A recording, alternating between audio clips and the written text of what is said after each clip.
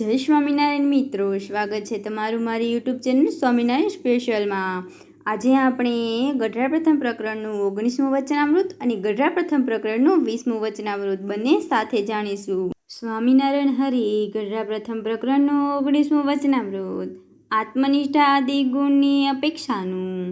સ્વામિનારાયણ હરિ સંવત 1876ના પોષ વદે પડવાને દિવસ શ્રીજી મહારાજ સંધ્યા સમયે શ્રી ગઢડા મધ્યે દાદા ખાચરના દરબારમાં બિરાજમાન હતા ને સર્વ શ્વેત વસ્ત્ર ધારણ કર્યા હતા ને પોતાના મુખારવિંદની આગળ પરમહંસ તથા દેશ દેશના હરિભક્તની સભા ભરાઈને બેઠી હતી। પછી શ્રીજી મહારાજ બોલ્યા છે, આ સત્સંગને વિશે પોતાની આત્યંતિક કલ્યાણને ઈચ્છતો એવો જે ભક્તજન તેને એકલી આત્મનિષ્ઠાએ કરીને જ પોતાનું આત્યંતિક કલ્યાણરૂપ કાર્ય સરતું નથી તથા એકલી પ્રીતિએ જે પ્રેમ સહિત 9 પ્રકારની ભક્તિ કરવી તેણે કરીને પણ તે કાર્ય સરતું નથી તથા એકલો જ વૈરાગ્ય તેણે કરીને પણ તે કાર્ય સરતું નથી તથા એકલો જે સ્વધર્મ તેને કરીને પણ કાર્ય સરતું નથી।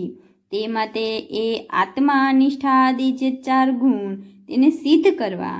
શા માટે? તો એ 4 ગુણને એકબીજાની અપેક્ષા છે। હવે એ 4 ગુણને એકબીજાની અપેક્ષા છે તે કહીએ છીએ તે સાંભળોજે। આત્મનિષ્ઠા તો હોય પણ જો શ્રીહરિને વિશે પ્રીતિ ના હોય તો એ પ્રીતિએ કરીને થઈ છે શ્રીહરિની પ્રસન્નતા તેને કરીને જે પામવા યોગ્ય એવું મોટું ઐશ્વર્ય છે માયાના ગુણે કરીને પરાભવ ન પમાય એવું મોટું સામર્થ્ય છે તેને એ ભક્ત નથી પામતો। અને શ્રીહરિને વિશે પ્રીતિ હોય પણ જો આત્મનિષ્ઠા ન હોય તો દેહાભિમાનીને યોગ્ય કરીને તે પ્રીતિની સિદ્ધતિ થતી નથી। અને શ્રીહરિને વિશે પ્રીતિ અને આત્મનિષ્ઠા એ બે હોય પણ જો દ્રઢ વૈરાગ્ય ન હોય તો માયિક પંચ વિષયને વિશે આસક્તિ કરીને પણ તે પ્રીતિ અને આત્મનિષ્ઠા તેની સિદ્ધિ થતી નથી। અને વૈરાગ્ય તો હોય તો પણ જો પ્રીતિ અને આત્મનિષ્ઠા ન હોય તો શ્રીહરિના સ્વરૂપ સંબંધી જે પરમ આનંદ તેની પ્રાપ્તિ થતી નથી। અને સ્વધર્મ તો હોય પણ જો પ્રીતિ આત્મનિષ્ઠા અને વૈરાગ્ય એ 3 ના હોય તો ભૂલોક ભૂલોક અને બ્રહ્માના ભુવન પર્યંત જે સ્વર્ગલોક તે થકી બહાર ગતિ થતી નથી। કહેતા કે બ્રહ્માંડને ભેદીને માયાના તમ થકી પર એવું જે શ્રીહરિનું અક્ષરધામ તેની પ્રાપ્તિ થતી નથી। અને આત્મનિષ્ઠા પ્રીતિ અને વૈરાગ્ય એ 3 હોય તો પણ જો સ્વધર્મ ન હોય તો એ 3ની સિદ્ધિ થતી નથી। એવી રીતે આત્મનિષ્ઠા આદિ જે 4 ગુણ તેમની એકબીજાની અપેક્ષા છે તે માટે ભગવાનના એકાંતિક ભક્તનો સમાગમ કરીને જે ભક્તે 4 ગુણ અતિશય દ્રઢપણે વર્તે છે તે ભક્તને સર્વ સાધન સંપૂર્ણ થયા અને એને જ એકાંતિક ભક્ત જાણવો। તે માટે જે ભક્તને 4 ગુણમાંથી જે ગુણ ન્યૂનતા હોય તો ભગવાનના એકાંતિક ભક્તની સેવા સમાગમે કરીને તે ન્યૂનતા ટાળેવી। ઇતિ વચનામૃત એવી રીતે ગઢડા પ્રથમ પ્રકરણનું 19મું જે તે થયું। જો મિત્રો તમને આ વિડીયો પસંદ આવ્યો હોય તો લાઈક અને સબસ્ક્રાઈબ જરૂરથી કરજો। હવે આપણે ગઢડા પ્રથમ પ્રકરણનું 20મું વચનામૃતનું શ્રવણ કરીશું। ગઢડા પ્રથમ પ્રકરણનું 20મું વચનામૃત અજ્ઞાનીનું પોતાના સ્વરૂપને જોવાનું। સ્વામિનારાયણ હરિ સંવત 1876ના પોષ સુધી બીજને દિવસ શ્રીજી મહારાજ શ્રી ગઢડા મધ્યે દાદા ખાચરના દરબારમાં ઉગમણે દ્વારે ઓરડાની ઓસરી ગાદલી તકિયા નંખાવીને બિરાજમાન હતા અને ધોળી પાગ માથે બાંધી હતી ને તે પાગને વિશે પીળા પુષ્પનો દોરો બિરાજમાન હતો અને કંઠને વિશે પીળા પુષ્પનો હાર બિરાજમાન હતો અને 2 કાનને વિશે ધોળા ને પીળા પુષ્પના ગુચ્છ બિરાજમાન હતા ને ધોળો ચોફાડ ઓઢ્યો હતો અને કાળા છેડાનો ખેસ પહેર્યો હતો અને કથા વાંચતા હતા અને પોતાના મુખારવિંદની આગળ પરમહંસ તથા દેશ દેશના હરિભક્તની સભા ભરાઈને બેઠી હતી। પછી સ્વામી સહજાનંદજી મહારાજ બોલ્યા છે, સાંભળો, સર્વને એક પ્રશ્ન પૂછીએ છીએ। ત્યારે સર્વ હરિભક્તે હાથ જોડીને કહ્યું છે, પૂછો।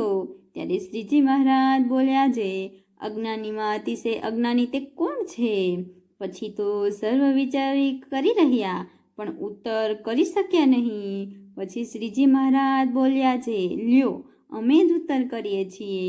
ત્યારે સર્વએ રાજી થઈને કહ્યું છે, હે મહારાજ, તમથી જ યથાર્થ ઉત્તર થશે, માટે કહો.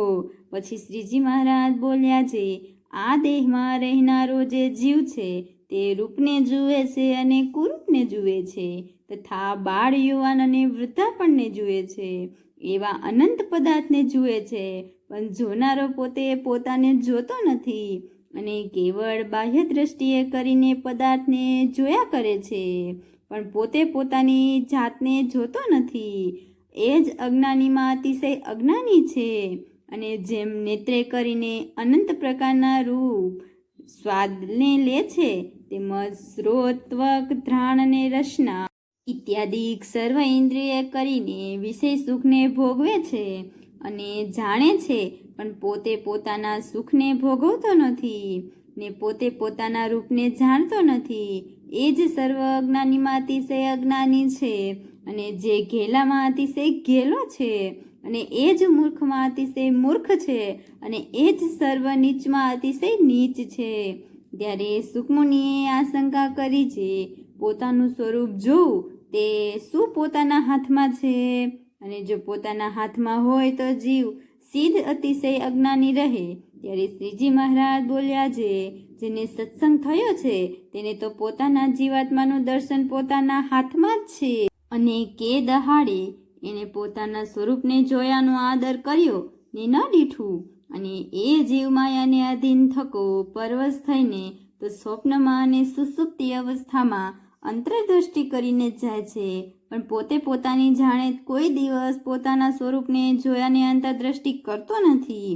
અને જે ભગવાનના પ્રાતાપને વિચારીને અંતરદ્રષ્ટિ કરે છે તે તો પોતાના સ્વરૂપને અતિશય ઉજ્જવળ પ્રકાશમાં જુએ છે અને તે પ્રકાશને મધ્યે પ્રત્યક્ષ એવા જે પુરુષોત્તમ ભગવાન તેની મૂર્તિને જુએ છે અને નારદ સનકાદિક જેવા સુખ્યો પણ થાય છે.